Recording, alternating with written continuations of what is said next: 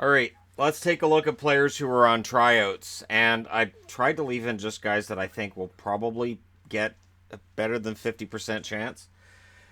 Uh, and again, this is always a tricky thing with tryouts because these are guys coming in who are playing for contracts. So they don't have a contract, they're just at camp, and we'll see. And they may not end up playing with the team that they're at tryouts with. Boston has Mark Fain on the blue line, Lee Stempniak and Daniel Winnick as forwards. I've been a Lee Stempniak fan for a long time, so I would be perfectly fine with him coming in as just an extra forward for Boston to help out here and there. That would be okay. And Daniel Winnick, much the same. Fain on the blue line. Anyways, Calgary, Jeff Glass is noteworthy because, of course, of his debut at 32 years of age for Chicago last year. But he's just here for an American Hockey League job. He's not going to end up with an NHL job.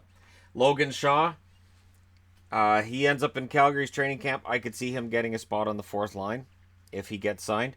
Chicago, Brandon Davidson. So Davidson, who was not happy after Edmonton traded him again, and now he's at training camp with Chicago. Maybe this will be the boost he needs to his career. Maybe. Edmonton's got a few guys. They got Jason Garrison on the blue line. Garrison could bounce back, and Garrison on a league minimum contract is not a horrible sign. I understand that he only played a handful of games for Vegas last year and that he's seen as being on the downside and he's 33, but I could see Edmonton using him as a number 7 defenseman. Scotty Upshall comes into Edmonton's training camp. If he does to Edmonton what he does to Vancouver, he'll play a couple of games and then he'll go and sign with St. Louis instead. Alex Chason shows up at camp. Chason coming off of a Stanley Cup with Washington. I could see him being a depth guy for Edmonton. Absolutely.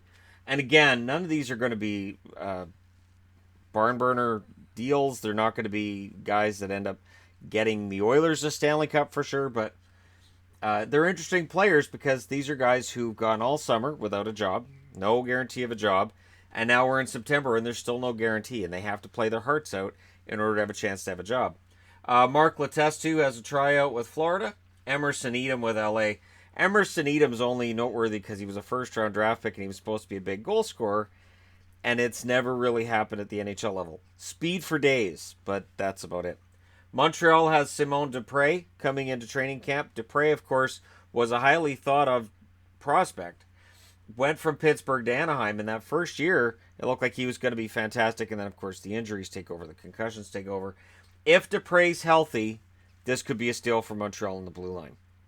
If he's healthy and good to go. His numbers in the KHL last year, not inspiring, but again, it's a different league, it's a different system, so I'll just go with his NHL numbers and say as a number 6 or a number 7, Dupre's not a bad addition.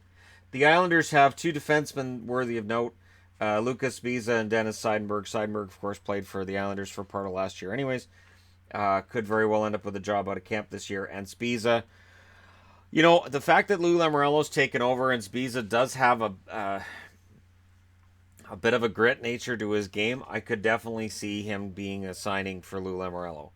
I know he didn't necessarily play very well for Vegas when he had that chance last year, but I think he would be a decent addition as a number 6 or 7 defenseman. New Jersey, Drew Stafford's there on a tryout to see if he can win back the job he had last year. Detroit signed UC Jokinen to a tryout. UC Jokinen, of course, got traded to the Canucks at the deadline, which didn't impress me. And yet, partly because he played so well down the stretch, the Canucks moved up a few spots in the standings, and that may have cost them a drafting position. Anyways, they got Quinn Hughes, so everything's good. Jokinen now has a shot at Detroit, and I would not be surprised to see him get a job in Detroit. Useful as a fourth liner. Jack Skilly in Ottawa. Skilly's notable only because, again, he was supposed to be this really, really solid prospect, and it just never really panned out. And the idea was initially, well, it's because Chicago has so much depth. Once he goes somewhere else, he'll flourish, and it just didn't really happen. Now he goes to Ottawa with a shot at a job, and I think he'll probably get in there. But I have other Ottawa stuff to talk about this morning, just not here. Hey, so let me know which one of these guys you think ends up getting a job. And some of these guys were on tryouts before and ended up getting jobs out of it, so this is nothing new for a few of them on the board. But let me know your thoughts, as always, in the comments section below. Don't forget to hit like and subscribe if you're browsing your way through, you just happened upon this video. Thank you guys so much for watching. I'll talk to you again soon.